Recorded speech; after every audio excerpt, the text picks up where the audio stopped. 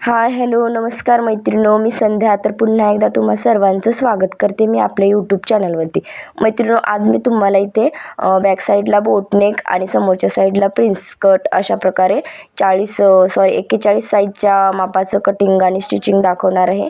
तरी तुम्ही व्हिडिओ शेवटपर्यंत बघायचा आहे. मी पूर्ण व्हिडिओ तुमच्याशी पूर्ण डिटेलमध्ये शेअर केलेला आहे, तरी तुम्ही पूर्ण व्हिडिओ बघायचा आहे. आणि व्हिडिओवरती नवीन असाल तर चॅनलला लाईक शेअर सबस्क्राईब सुद्धा करायचं आहे. आता सर्वात आधी काय करायचं आहे, जे काही आपली उंची असेल त्यामध्ये 1 इंच प्लस करून घ्यायचं आहे. इथे माझी 15.5 इंच उंची आहे, त्यामध्ये मी आपली 15.5 इंच उंची आहे तेच मी इथे टाकून घेतलेली आहे. आता तिथून आपल्याला एक उंचीची मार्क करून घ्यायचं आहे.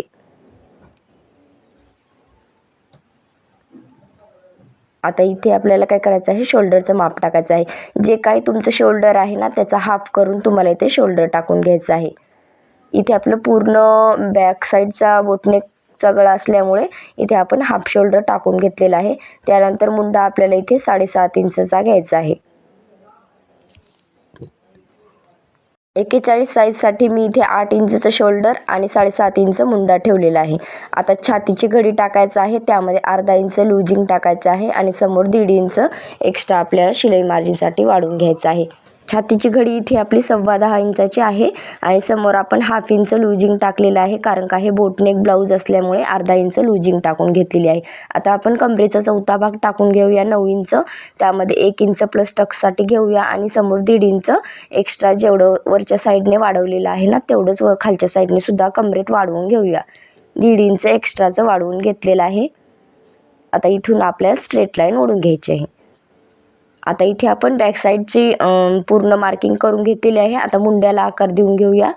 मुंड्याला आपल्याला कोण्यावरून 1 इंचाला आकार द्यायचा आहे. इथे आपण बोटनेक साईडचं ब्लाऊज असल्यामुळे 1 इंचावरती आकार देऊन घेऊया. आता इथे पूर्ण मुंड्याला गोल असा आकार देऊन घेऊया.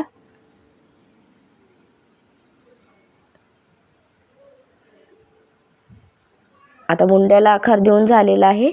मी गळ्याची मार्किंग करत आहे. त्या शोल्डर पट्टी ठेवायची आहे, त्यामध्ये आपल्याला 1 इंच प्लस करायचं आहे.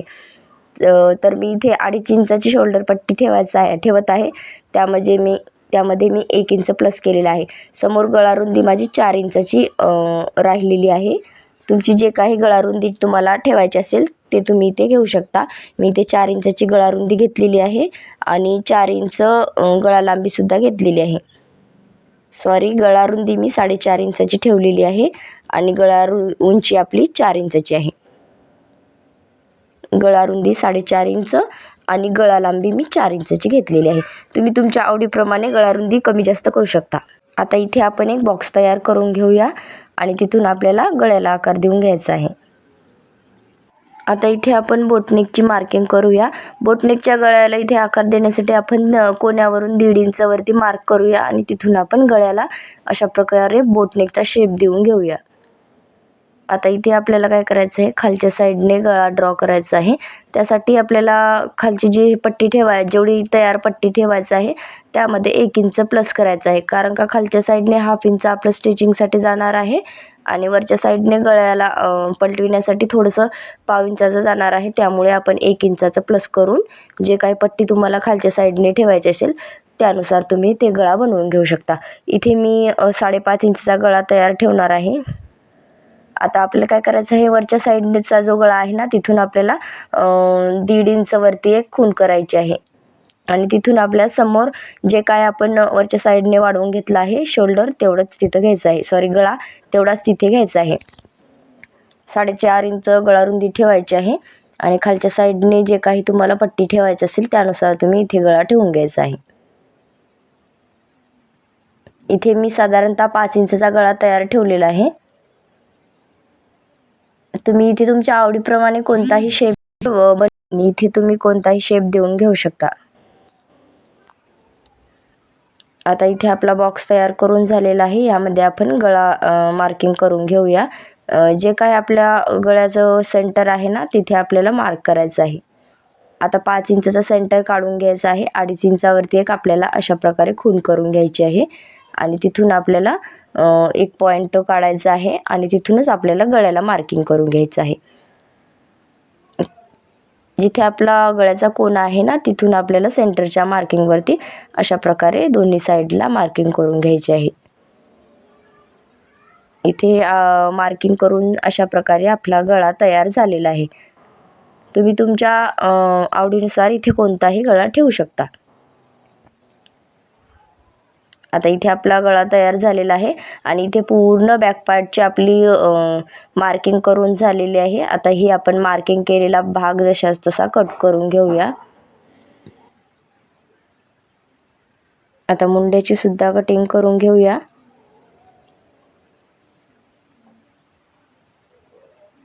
इथे आपली बॅक पार्टची कटिंग करून झालेली आहे. आता ह्या बॅक पार्टचा गळ्याचा व्हिडिओ स्टिच केलेला मी तुमच्याशी शेअर केलेला आहे माझ्या चॅनलवरती, तुम्ही तो बघायचा आहे. आता इथे काय करायचं आहे, आपलं बोटनेकचं ब्लाऊज असल्यामुळे आपल्याला 1/2 इंचाचं शोल्डर डाऊन करून घ्यायचं आहे. बोटनेकच्या ब्लाऊजमध्ये हे करणे गरजेचं आहे, त्यामुळे तुम्ही सुद्धा इथे शोल्डर 1/2 इंचाचं डाऊन करून घ्यायचं आहे आणि ते लगेचच आपल्याला इथे कट करून घ्यायचं आहे. जेव्हा आपण कटिंग करणार आहोत तेव्हा तुम्हाला लगेचच कट करून घ्यायचं आहे, जेणेकरून तुमच्या लक्षात राहील की ते आपल्याला 1/2 इंचाचं कट करायचं आहे, म्हणून तुम्ही सुद्धा इथे लगेचच कट करून घ्या. आता ह्या बॅक पार्टचा व्हिडिओ मी तुमच्याशी शेअर केलेला आहे, तो तुम्ही बघायचा आहे.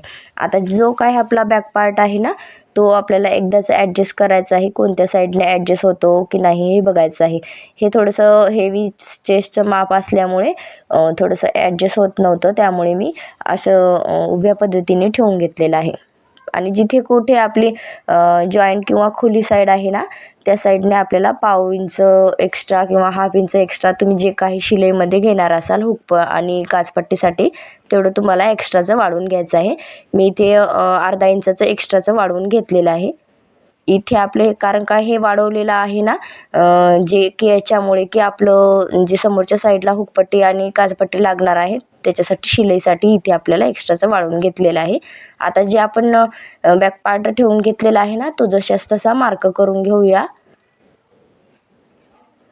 बॅक पार्ट जशास तसा मार्क करून घ्यायचा आहे आणि जे काही आपल्याला समोरच्या साईडला बदल करायचे आहेत ना ते बघून घेऊया. कारण का इथे आपला समोरचा पार्ट हा थोडासा डीप नेक असल्यामुळे त्याच्यामध्ये काय काय चेंजेस करायचे आहेत हे मी तुम्हाला सांगणार आहे. पूर्ण आपल्या समोरच्या भागामध्ये डीप नेक गळा असणार आहे, त्यामुळे आपल्याला काय करायचं आहे 1/2 इंचाचं शोल्डर मायनस करायचं आहे आणि नंतर मग मुंड्याची जे काही मार्किंग असेल ना ती जशास तशी करून घ्यायची आहे. इथे आपला 7.5 इंचचा मुंडा होता ना तोच आपल्याला इथे मार्क करून घ्यायचा आहे. फक्त एवढंच बदल करायचा आहे. समोरच्या पार्टमध्ये आपल्याला इथे अर्धा इंचाचं शोल्डर जे आहे ना ते कमी करून घ्यायचं आहे. मग आता इथे आपल्याला मुंड्याचं मार्किंग करायचं आहे. मुंड्याच्या कोण्यावरून आपल्याला इथे 1 इंच आतल्या साईडने जायचं आहे आणि क्रॉस अशी मुंड्याला लाईन ओढून घ्यायची आहे. इथे कारण का आपल्याला समोरच्या मुंड्याला थोडंसं आतल्या साईडने आकार द्यावा लागेल, त्यासाठी आपण आतल्या साईडने एक मार्किंग करून घेऊया. आता इथे सुद्धा जे काही आपण मार्किंग केलेला कोन आहे ना त्यावरून यावरती समोरच्या मुंड्याला आकार देऊन घेऊया. जे काही तुमचं पाठीमागे होते ते आपल्याला समोरच्या साईडला अशा पद्धतीने केल्याने जे बोटनेकचं ब्लाऊज आहे ना ते खेचल्यासारखं होत नाही, त्यामुळे तुम्ही सुद्धा हे एकदा नक्की ट्राय करून बघायचं आहे. अशा पद्धतीने ब्लाऊज कटिंग तुम्ही सुद्धा एकदा नक्की करून बघा, जेणेकरून तुमचं सुद्धा ब्लाऊज एकदम प्रॉपर फिटिंग आणि कुठेही खेचल्यासारखं वगैरे होत नाही. काही ब्लाऊजमध्ये काय होते बोटनेकच्या की पाठीमागे थोडंसं खेचल्यासारखं होते, हे टिप केल्यामुळे तुम्हाला खेचल्यासारखं होणार नाही. इथे गळ्याची लांबी आपल्याला 6.5 इंचाची टाकून घ्यायचं आहे, तयार 6 इंचाची होणार आहे. आणि आता आपल्याला गळ्याला जास्त पसरट असा आकार द्यायचा नाही आहे. थोडंसं आतल्या साईडने आपल्याला गळ्याला आकार देऊन घ्यायचा आहे. त्यानंतर आपल्याला अपेक्स पॉईंट टाकून घ्यायचा आहे. शोल्डर टू अपेक्स आपल्याला बॉडीवरून मोजून घ्यायचं आहे आणि नंतर मग टाकून घ्यायचं आहे. इथे बॉडीवरचा शोल्डर टू अपेक्स 10.5 इंचाचा आहे, त्यामध्ये अर्धा इंच प्लस करून मी 11 इंचाचा टाकून घेतलेला आहे आणि अपेक्स टू अपेक्स इथं मी 5.5 इंचाचा टाकून घ्यायचा आहे अपेक्स टू अपेक्स. नंतर मग खालच्या साईडने आपल्याला त्यामधून 1/2 इंच मायनस करून 4.5 इंचाचा एक टक्स टाकायचा आहे. मग तिथे मार्किंग करून आपल्याला इथे समोर टक्सची मार्किंग करायचं आहे. वरच्या साईडने मी 5 इंचाचा अपेक्स टू अपेक्स टाकून घेतलेला आहे आणि मायनस करून अर्धा इंच खालच्या साईडने 4.5 इंचावरती एक खूण केलेली आहे. आता जिथे 4.5 इंचाची खूण आहे ना, त्याच्यासमोर आपल्याला 1.5 इंचाची मार्किंग करायचं आहे. 2 इंचाची.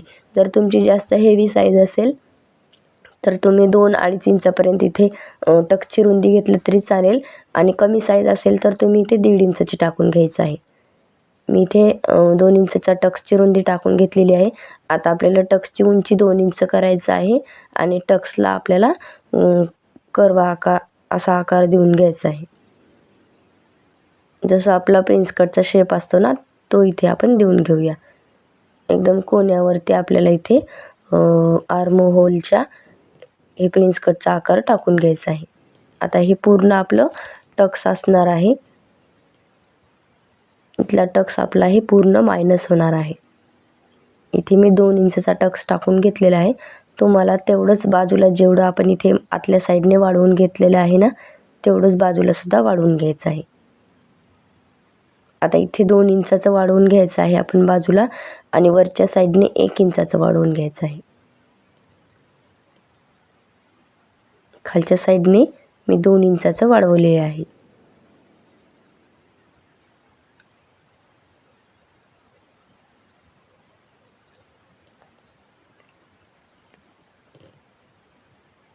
आता हे पूर्ण आपलं टक्समध्ये जाणार आहे.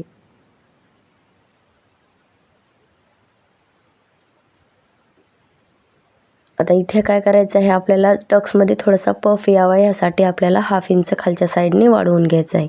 जर तुम्हाला टक्समध्ये पफ हवा नसेल तर तुम्ही हे स्किप केला तरी चालेल.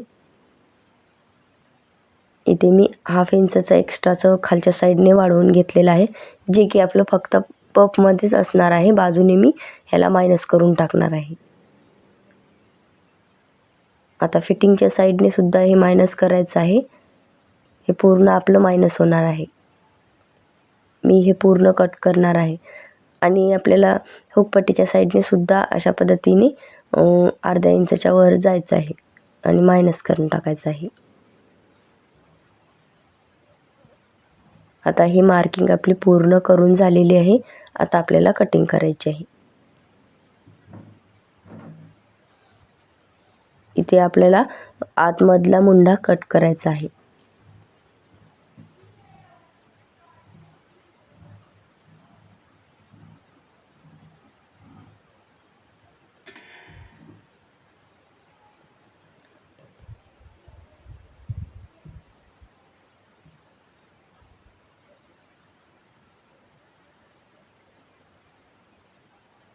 प्रिन्स कटचा सुद्धा आकार कट करून घेऊया, आणि जे आपला आतमधला टक्स आहे ना, तो कट करून काढून टाकूया.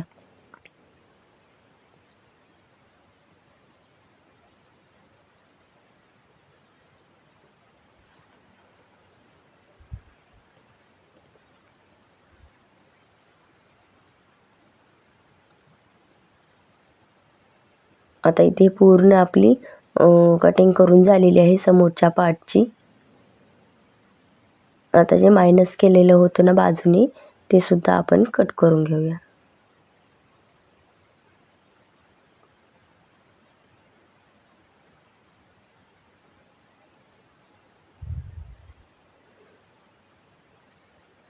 इथे आपलं प्रिन्स कटचा आकार सुद्धा कट करून झालेला आहे. आता समोरच्या भागाची आपली कटिंग करून झालेली आहे.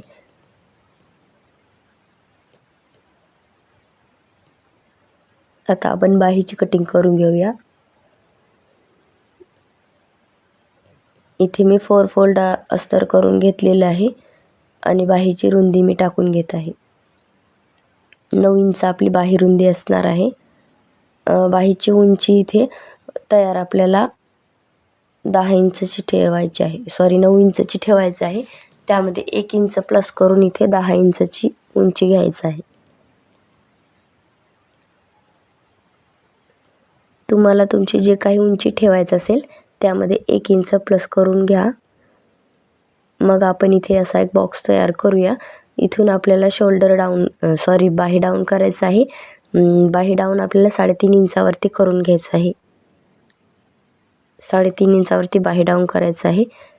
आणि जिथे आपला मुंडा राऊंड येत आहे ना तिथे एक क्रॉस अशी मार्किंग करून घ्यायचं आहे 9 इंचावरती आणि तिथून आपल्याला बाहीला आकार देऊन घ्यायचा आहे. फ्रंट मुंड्याचा आकार 1 इंचावरती आणि बॅक साईडच्या मुंड्याचा आकार 2 इंचावरती असे 2 पॉईंट काढून मग आपल्याला लाईनचा सेंटर काढायचा आहे आणि सेंटरच्या आतल्या साईडने 1/2 इंच आणि वरच्या साईडने 1/2 इंच अशा प्रकारे एक मार्क करून बाहीला आकार देऊन घ्यायचा आहे. जर बाहीचा व्हिडिओ तुम्हाला पूर्ण डिटेलमध्ये हवा आहे तर माझ्या चॅनलवरती मी अपलोड केलेला आहे, तुम्ही तो जाऊन बघायचा आहे किंवा लिंक मी डिस्क्रिप्शन बॉक्समध्ये देईनच. तो सुद्धा व्हिडिओ तुम्ही एकदा नक्की बघा. आता जे दंडघेर आहे ना तो टाकून घेऊया. 6.5 इंच दंडघेर आहे, त्यासमोर 1.5 इंच एक्स्ट्राचं मार्जिन ठेवायचं आहे आणि हे पूर्ण आता इथे आपल्याला कट करायचं आहे. इथे आपले बाहीची कटिंग करून सुद्धा झालेली आहे.